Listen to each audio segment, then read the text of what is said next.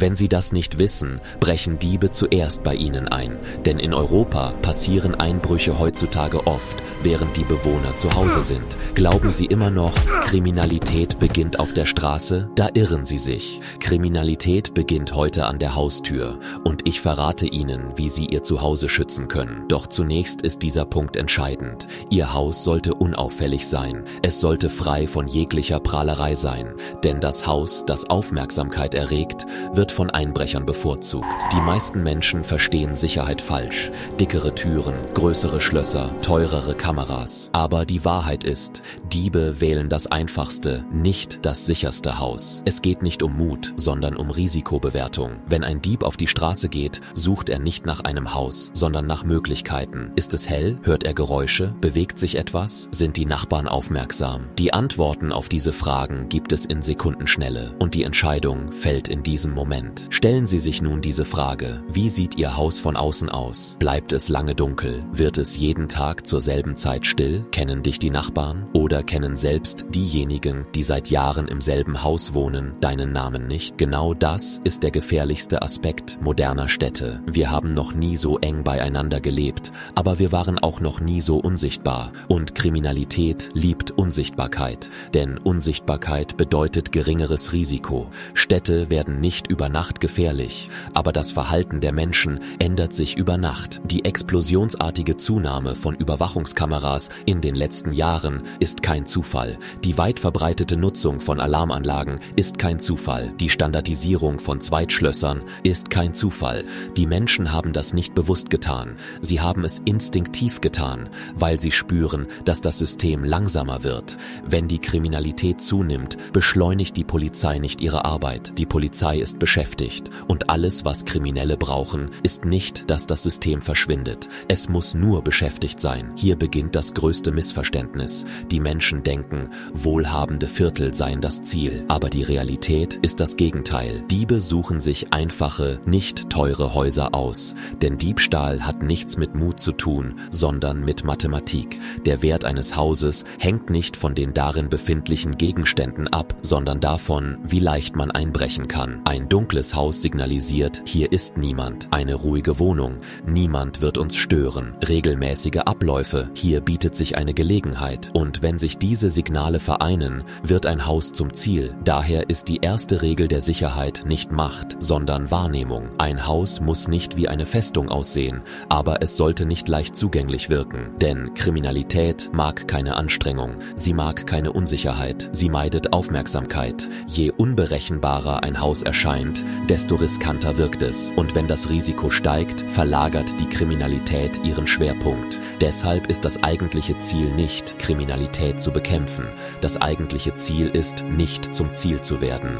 Denn Kriminelle haben immer Alternativen. Und wenn es Alternativen gibt, wählt niemand den schwierigen Weg. Das sicherste Haus ist nicht das teuerste. Das sicherste Haus ist das, das keine Aufmerksamkeit erregt. Das Haus, das unbemerkt bleibt. Das Haus, das ganz unten auf der Liste steht. Und mit dem Wandel der Gesellschaft beginnt der erste Kampf nicht mehr auf der Straße, sondern an den Haustüren. Nun zur Kernfrage: Worauf achtet ein Einbrecher als erstes, wenn er eine Straße betritt? Die meisten denken an die Schlösser. Falsch. Das Erste, worauf er achtet, ist das Licht. Denn Licht ist ein Zeichen von Leben. Häuser, die lange Zeit dunkel bleiben, wirken leer. Daher ist es kein Zufall, dass die Verkaufszahlen von Zeitschaltuhren für Beleuchtung in vielen europäischen Ländern in den letzten Jahren explosionsartig gestiegen sind. Menschen folgen unbewusst demselben Instinkt, dem Gefühl, dass jemand zu Hause ist. Denn Kriminelle scheuen sich nicht davor, Türen aufzubrechen, sondern davor, jemanden im Haus anzutreffen. Als zweites achten sie auf Routine. Menschen mögen Routine, Kriminelle auch. Denn Routine bedeutet Vorhersehbarkeit. Ein Haus, das jeden Tag zur selben Zeit dunkel wird.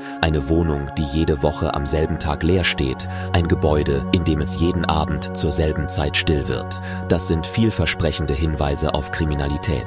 Viele Polizeiberichte in Europa belegen, dass ein erheblicher Teil der Wohnungseinbrüche zu Zeiten stattfindet, in denen das Haus regelmäßig leer steht. Daher ist die zweite Sicherheitsregel klar: Vorhersagbarkeit. Das dritte, worauf Kriminelle achten, ist Sichtbarkeit. Daran denken die meisten Menschen nie. Je mehr ein Haus beobachtet wird, desto riskanter erscheint es. Das bedeutet nicht nur Kameras, Bewegungen, Geräusche, die Nachbarschaft. All das trägt zur Sichtbarkeit bei. Kriminelle lieben Anonymität, denn Anonymität vermittelt das Gefühl, dass niemand eingreifen wird. Dies ist einer der Hauptgründe für den Anstieg der Kriminalität in modernen Städten. Menschen leben zwar nebeneinander, aber nicht miteinander. Niemand kennt jeden. Und das ist das perfekte Umfeld für Kriminalität. Und hier ist eine weitere beunruhigende Wahrheit: Die überwiegende Mehrheit der Einbrüche ist nicht das Ergebnis langfristiger Planung. Die meisten sind Gelegenheitsdelikte. Entscheidungen fallen in Minutenschnelle, beim Vorbeigehen auf der Straße, durch Zufall. Ob ein Haus zum Ziel wird, hängt also manchmal von einem Eindruck ab,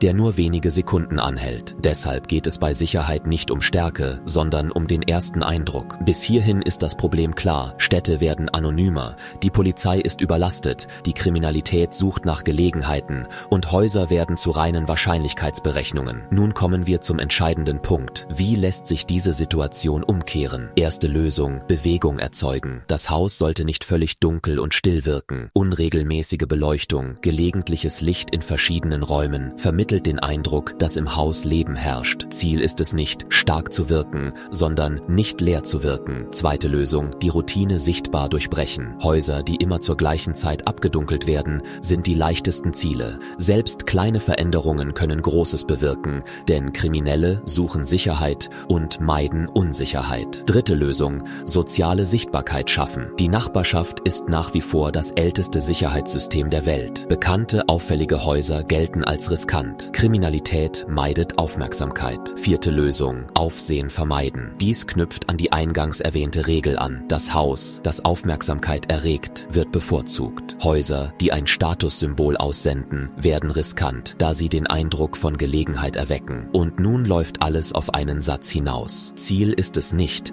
ein Haus zu einer Festung zu machen, sondern es zu einer unzugänglichen Option zu gestalten. Denn Kriminelle haben immer Alternativen. Und wenn es Alternativen gibt, wählt niemand die schwierige. Städte verändern sich, Sicherheit verändert sich, Kriminalität verändert sich. Doch die menschliche Psychologie bleibt dieselbe. Menschen wählen nach wie vor den einfachsten Weg, Kriminelle auch. Daher ist das sicherste Haus nicht das stärkste. Das sicherste Haus ist das, das nicht gewählt wird. Denn mit dem Wandel der Gesellschaft beginnt der erste Kampf nicht auf der Straße, sondern an der Haustür. Kleine, richtig umgesetzte Veränderungen können ein Haus auf der Liste der Einbruchsgefährdeten weit nach unten rücken lassen. Es geht nicht darum zu gewinnen, es geht nicht darum, ausgewählt zu werden. Doch viele Menschen begehen hier einen großen Fehler. Sie glauben, Sicherheit bestehe nur aus Tür und Schloss. Aber Kriminalität beginnt schon vor der Tür. Sie beginnt auf der Straße. Sie beginnt mit der Perspektive. Wenn ein Dieb in ein Viertel kommt, betrachtet er nicht nur ein einzelnes Haus. Er mustert die ganze Straße. Dunkle Häuser, stille Häuser, vernachlässigte Häuser, protzige Häuser. Dieser Blick dauert nur wenige Minuten. Und in diesen wenigen Minuten wird die Straße als riskant oder sicher eingestuft. Deshalb ist Sicherheit keine individuelle Angelegenheit. Sie ist umweltbedingt. Ein sicheres Haus allein genügt nicht. Man braucht eine Straße, die sicher wirkt. Und die meisten Menschen verstehen das nicht. Nun kommen wir zu einer Tatsache,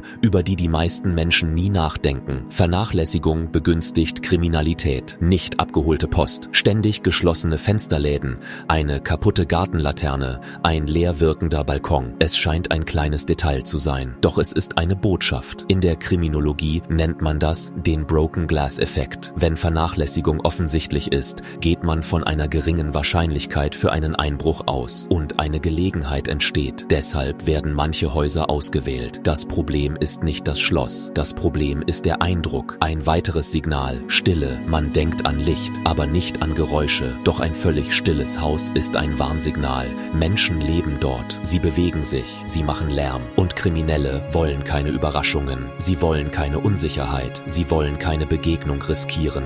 Kriminelle hassen Risiko. Risiko, Filme lügen. Im wahren Leben sind Kriminelle nicht mutig, sie sind vorsichtig, sie sind schnell und sie wählen den einfachsten Weg. Wenn ein Haus auch nur etwas unsicher wirkt, gehen sie oft zum nächsten über. Das Wesen der Sicherheit ist nicht Macht, es ist der Vergleich. Man muss nicht der sicherste sein, man muss einfach weniger angreifbar sein. Das Problem ist nicht die Kriminalität, das Problem ist die Wahlfreiheit. Kriminelle nehmen nicht jeden ins Visier, sie suchen sich nur das leichteste Ziel aus. Deshalb ändern sich die Spielregeln.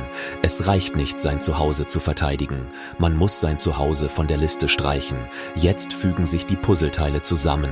Die stärkste Verteidigung ist Sichtbarkeit, Unsicherheit, Aufmerksamkeit, Licht, Bewegung, Nachbarschaft, Fürsorge, die Routine durchbrechen. All das vermittelt dieselbe Botschaft. Dieses Haus ist nicht sicher, dieses Haus ist riskant, dieses Haus ist Zeitverschwendung. Aber die meisten Menschen stellen immer noch die falsche Frage: Wie kann ich mein Zuhause sicherer machen? Die falsche Frage. Die richtige Frage lautet: Wie kann ich die Wahrscheinlichkeit verringern, dass mein Zuhause zum Ziel wird? Denn mit dem Wandel der Städte wird Sicherheit individueller. Die Menschen warten nicht mehr auf das System. Sie bauen kleine Verteidigungskreise und dieser Prozess verläuft still. Die Sirenen heulen nicht, die Nachrichten schreien nicht, aber die Anzahl der Türschlösser nimmt zu. Und nun kommen wir zum wichtigsten Punkt. Hier beginnt der eigentliche Wendepunkt, denn es geht hier nicht um Sicherheit, sondern um Wahrnehmung. Die Sicherheit eines Hauses bemisst sich nicht an der Anzahl der Schlösser im Inneren, sondern an der Botschaft, die es von außen aussendet.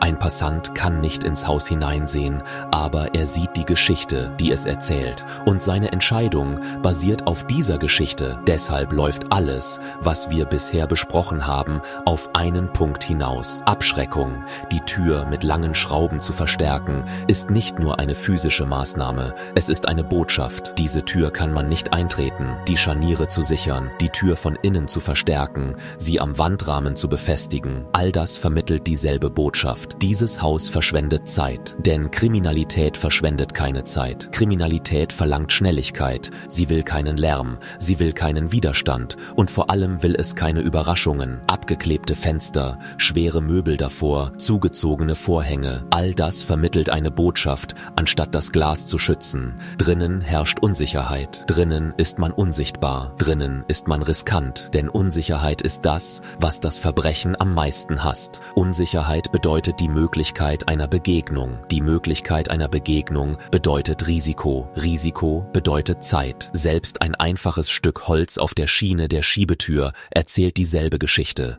Diese Tür lässt sich nicht so schnell öffnen. Das Garagentor ist gesichert. Das Auto steht drinnen. Alles läuft auf einen Satz hinaus. Hier hineinzukommen ist mühsam. Und das kümmert das Verbrechen nicht. Doch physische Barrieren allein reichen nicht. Denn Sicherheit ist nicht nur physisch, sie ist auch psychologisch. Die großen Stiefel vor der Tür, der Hundenapf im Garten, die angekettete Leine, das eingeschaltete Radio, die willkürlich eingeschalteten Lichter, nichts davon ist direkter Schutz. Es sind Geschichten und die Geschichte lautet: Jemand ist hier, hier ist Bewegung, hier ist Aufmerksamkeit. Das Verbrechen meidet Geschichten, denn Geschichten bedeuten Risiko. Risiko bedeutet Zeit. Zeit bedeutet die Möglichkeit, erwischt zu werden. Der unter den Fenstern verstreute Kies, die dornigen Pflanzen, die kleinen Hindernisse, die den Zugang erschweren. All das vermittelt dieselbe Botschaft. Schon die Annäherung ist nicht einfach. Jeder Schritt macht Geräusche, jeder Schritt erregt Aufmerksamkeit, jeder Schritt birgt ein Risiko. Und Kriminalität hasst Risiken. Dann kommt das letzte Glied, der Schutzraum. Denn keine Verteidigung ist perfekt. Es geht nicht darum, die Festung für immer zu schützen. Es geht darum, Zeit zu gewinnen. Und Zeit ist Sicherheit. Ein sicherer Raum, eine stabile Tür, ein griffbereites Telefon, Licht, Wasser. All das vermittelt die Botschaft: Dieses Haus ist nicht unvorbereitet. Und wenn all diese Elemente zusammenkommen, offenbart sich eine Wahrheit. Dieses System dient nicht dem Bau eines Unterschlupfs, sondern dazu, etwas einschüchternder zu wirken als das Nachbarhaus. Denn Kriminelle kalkulieren Risiko und Zeit. Jedes Hindernis erhöht das Risiko. Jede Sekunde erhöht die Wahrscheinlichkeit. Und wenn die Zeit sich verlängert, geben sie auf. Die Wahrheit ist also einfach, aber beunruhigend. Es geht nicht darum, Kriminalität zu bekämpfen. Es geht nicht darum, eine Option zu sein.